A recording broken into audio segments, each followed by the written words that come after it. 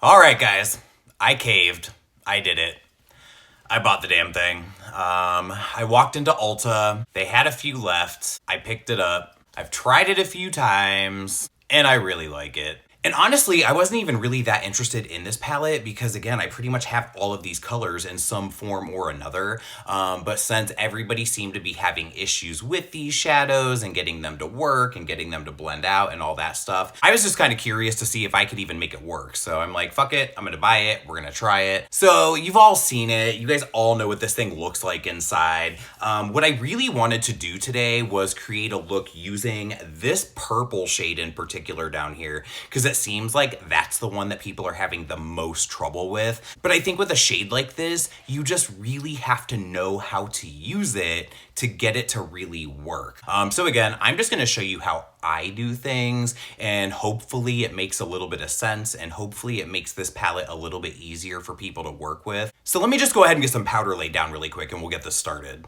Okay, so first things first, I think that when you're dealing with these like pressed pigments or these really bright kind of eyeshadows, any eyeshadow really, I think it's really important to have a lot of powder laid down underneath your eyes to catch fallout. And I keep some on hand because I kind of sweep the powder away and then reapply more powder as I'm going. Second, eyeshadow primer. I'm using the Urban Decay eyeshadow primer potion in the shade Eden. Another important thing, do not set your primer. Do not set it down with powder. You want to make sure that there's a nice tacky base there for these eyeshadows to go down onto. If you set it down with a powder, you are just going to create patchiness. You are not going to get a saturated color from these eyeshadows. It's just not going to work that way. So don't set your primer with the powder. I am going to go in with a Morphe E17 brush.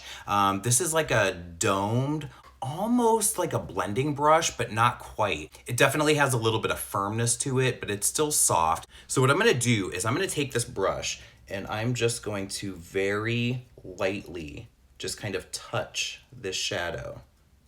I'm not gonna swirl. I'm just very lightly touching.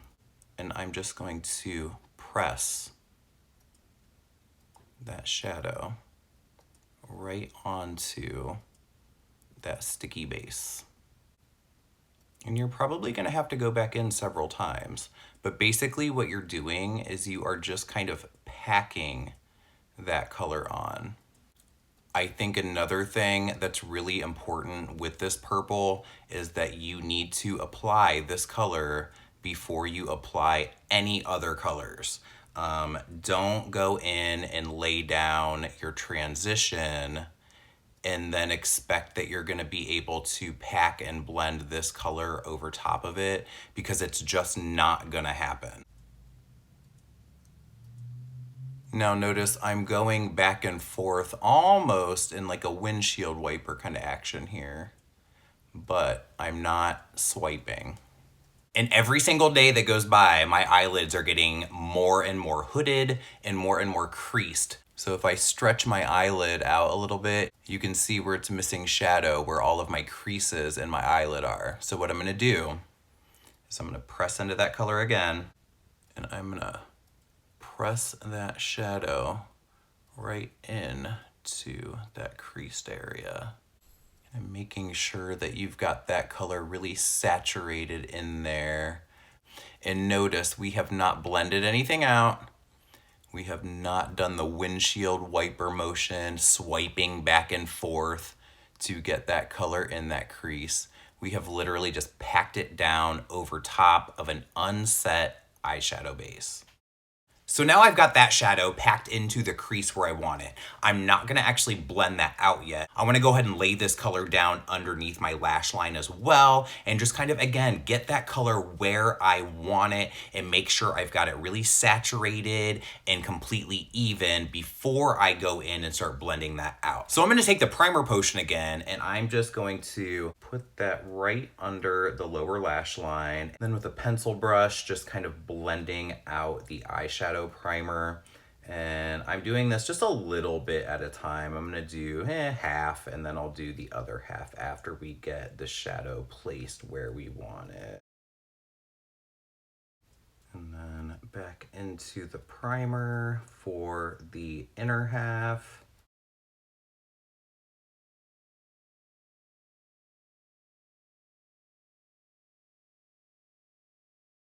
And honestly, there was really no point of me doing one half and then the other on the under eye. So I'm gonna go ahead and just do one application of the primer right across the bottom. Smudge that primer out and blend that in a little bit with the E36. So again, don't set your primer. Apply this color before any other colors and definitely pack it on instead of swiping to blend. Go ahead and clean up the fallout, get rid of that purple dust. And then I'm gonna lay down some more powder because there is definitely going to be more fallout with some more of these shades. And my skin is really oily, so it can handle this much powder reapplied over and over and over again. It's totally fine. So then on a Morphe M433, I'm gonna go into this purple shade right next to that one. And again, I'm just gonna kind of lightly tap my brush into the shadow. I'm not swirling it around. I'm not picking up a lot of product, just enough to coat my brush. And then we're gonna kind of start blending out the edge of that first purple, but I'm not doing that windshield wiper kind of motion. I'm more kind of just patting out the edges. I don't want to really disrupt that first shade that I put down. I just want to kind of soften up the edge of it. Now what I'm doing really is kind of time consuming. So, I mean, this just might not be for everybody, but I definitely take a lot of time with my makeup anyway. So for me, this isn't a stretch. This isn't too far from what I'm used to doing anyway. So do I think that this is a beginner's palette? No, but if you have the time to play around with it, I think that you can really come up with some cool looks. And I think that these shadows are really, really good. Now I am going to go ahead and just start to make little teeny tiny circular motions just to kind of blend those two shades into each other. And then with the Morphe M507, going ahead and laying that second shade down underneath the eye so that we can blend that first purple out a little bit more. And since that brush is a little bit smaller, I'm gonna go in and I just wanna really blend out that line where I laid down that first purple shade because there's still definitely a little bit of a harsh edge there. And since this brush is a little bit smaller, I can go in there and kind of blend out the edge of it without blending any of that first color away. And then I just kind of wiped off my M433 onto a towel. I'm gonna dip into this pink shade in the bottom corner. And again, same thing, just kind of tapping into the product and not swiping, just kind of tapping into it until I feel like I've built up enough of that color onto my brush. And then tapping that onto the edge of the second shade that I laid down. And for me, even when I'm doing these really bright colors like this, I still want it to be like a dark, intense, smoky eye. It still has that kind of feel about it. But the color story is just a little bit different. It's a little bit brighter. It's a little bit more in your face. Definitely has that nice pop. And I just kind of feel like the bottom right corner of this palette seemed to be the area where everybody was having a little bit more problems. And again, I never had any problems with this. So then I'm gonna go in with this shade right here on the lid. And since this shade is more of like a topper, it doesn't really have like a lot of base pigment to it, I'm gonna lay it over top of a liquid lipstick. This is by Wet n Wild. This is their liquid catsuit in the shade Oh My Dolly. This is like a really bright pink, and I love to use this on the lid as a base for other eyeshadows or glitters or whatever. There is a purple one from this line that I like to use on the lid a lot as well. So I like to just kind of press that onto the lid, kind of blend that out with a brush. And I'm not really ever that much of a cut crease kind of guy, but we'll go ahead and kind of cut out a crease today a little bit. And then before I go in with that topper, I am gonna go ahead and lay down a layer of the NYX glitter primer, which I actually just bought a new tube.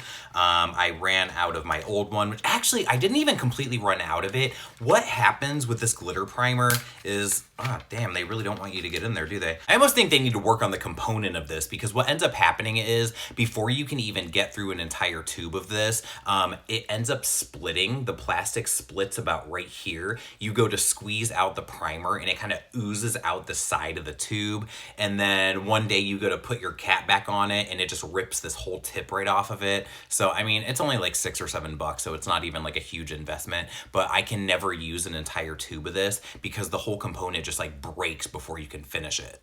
And the glitter primer doesn't disturb the liquid lipstick on the lid as much as it would disturb an eyeshadow that was just sitting on the lid, you know what I mean? Since the liquid lip is already dried down and locked into place, you can go ahead and kind of push around the glitter primer over top, and it's not going to move it around or mess it up the same way that it would if you were applying this over top of an eyeshadow. And then just starting off with this on my finger, and then just press that right over top. So yeah, this shade really needs to be laid down over top of a sticky base, a glitter primer, even a dark base. I think this would look really cool over top of black. I was gonna go dark on the waterline, but I think I'm gonna use the magenta lip pencil by MAC because I think it'll be a really cool contrast against the purple that I have smoking out the lower lash line. For the inner corner highlight, I'm gonna go ahead and use this shimmery blue shade right here, just because I haven't used this color yet, and I think it'll look kind of cool with the pinks and the purples that are going on right now. And then I'm gonna go ahead and lay that down over top of the glitter primer as well, just so that it can really pop on that inner corner. Okay, let me just go ahead and get some mascara, maybe some highlighter on, and we'll go ahead and call this done. All right, there we go. This look is complete. If you can get your hands on this palette, I highly recommend it. I think it's rad as fuck. Really intense colors. They blend out really well. Again, I just don't think you can go in and do the whole just quick sweeping motions and think that you're gonna get a look like this. It's just not gonna work that way. So that's gonna be about it for today. Are there any other color combinations you wanna see with this palette? Go ahead and leave all those suggestions down below and I'll get on that, and I'll see you guys on the next one.